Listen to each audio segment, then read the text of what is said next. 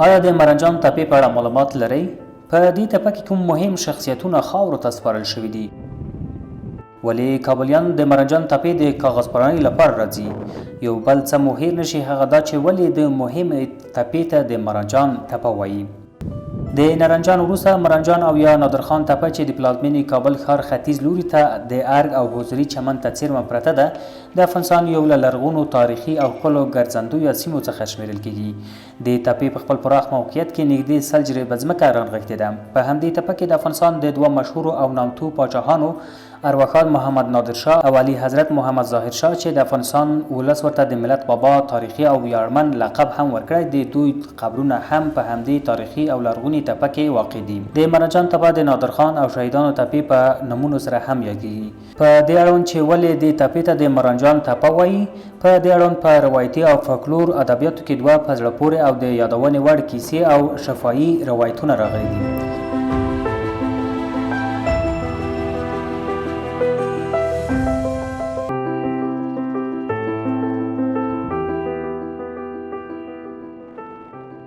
په یوه کیسه کې راځي چې په دې تپه کې یو مشهور جادوګر اوسېدلو چې ډیر مال او شتمني یې درلوده، مګر ویل کېږي چې یوه ورځ د هغه جادوګرانه طلسم ماتېږي او سمدستي د یاد جادوګر ټوله شتمني او ثروت په تپه بدلیږي، نو ځکه ورته د مرجان تپه ویل کېږي.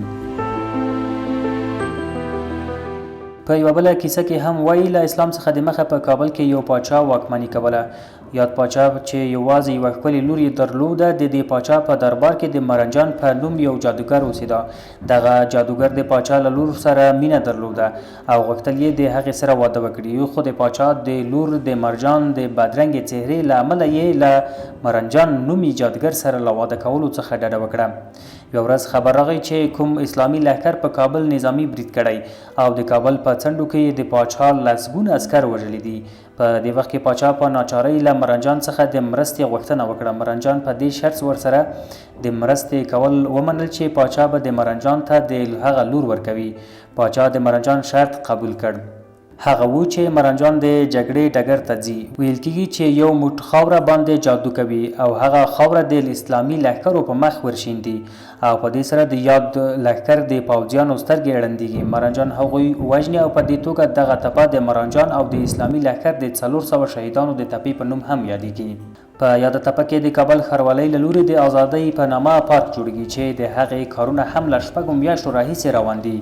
له دې وروسته به خلک د تفریح لپاره یاد پارک ته راځي.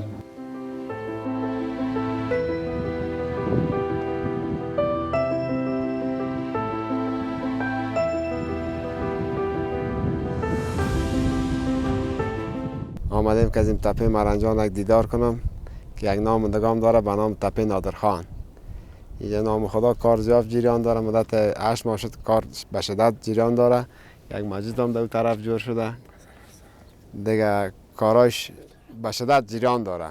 حالا میخواند که یک پارک بود، یک پارک بین المللی تبدیل شود. دا تپه سابق په نامه د مرمجان یادېده او اوس د تپې نادرخان او ظاهرشاه بابا هم دلته ښخ شوی او فی الحال چې د امارت اسلامي دلته پارک شروع کړی په نامه د پارک آزادي او کار جریان روان ده. بس انجینران کار کوي، سرسبزي والا مدیریت سرسبزي هم کار کوي، چمن هم دلته تازه کړلی. موږ لږ لږ د آبیاري اوبو درته زه کومک کوم.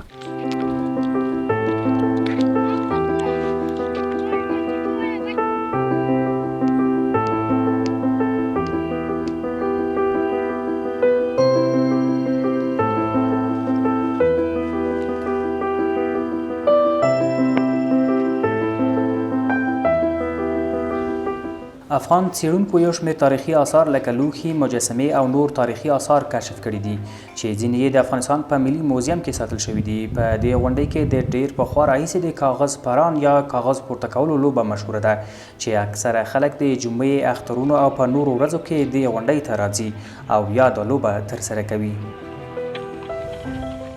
کاغذ پران لوبې خو اوس هم کېږي، جمعه، چهارشنبې، یکشنبې، سهشنبې او دوشنبه یو هفته کې یوه ورځ کوم رسني چې شمالي هوا چلیږي بیا راځي دا خلک.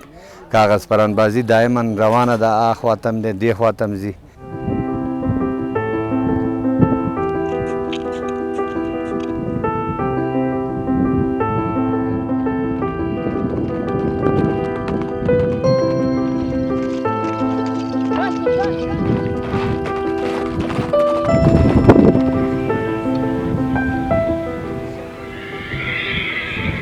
موږ دلته د زامنو سره مې فامیل سره مو دلته راغلي وو د چکر دپاره چې هوا ډېره ښایسته هوا ده او دلته خلک د سیل او د تماشې دپاره راځي. دلته خلک خوند جوړوي.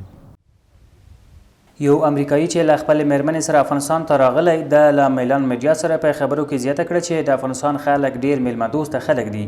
دی همدارنګه وایي چې ډېر ښه احساس لرم او غواړم چې د افغانستان نورو سیمو ته هم سفر وکړم. We have great optimism for Afghanistan.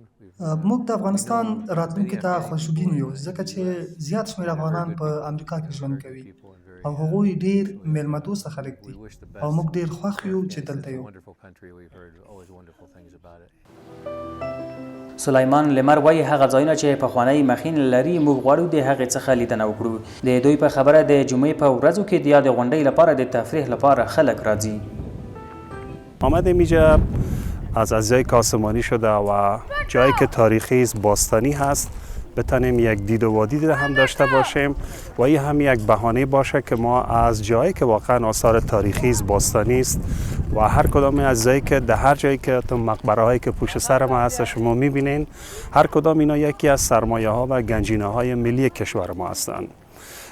بنا به خواهش دوستا که ما تو گذر داشتیم با موتر آوردیم اینجا و من هم اولین بار دیس آمدم و بسیار خوش هستم. پیش از اینکه ما بریم به روح نادر خان عزیز ما یک دعای خیر داشته باشیم که شکار کمرین شما شدیم و گفتیم بیایم یک مصاحبه خدمت شما و بیننده شما ارائه کنیم. مرنجان غونډۍ د کابل ښاریانو لپاره د پاچاهانو شهیدانو د قبرونو سربیره د تفریح او ساتیرۍ مهم ځای دی. په 1933 کال کې د غونډۍ د خپلو تاریخي او کلتوري آثارو په درلودلو سره فرانسوي څېړونکو پام هم راوړاوه چې دوی وتوانېدل هلته د بوډا دوه معبدونه کشف کړي.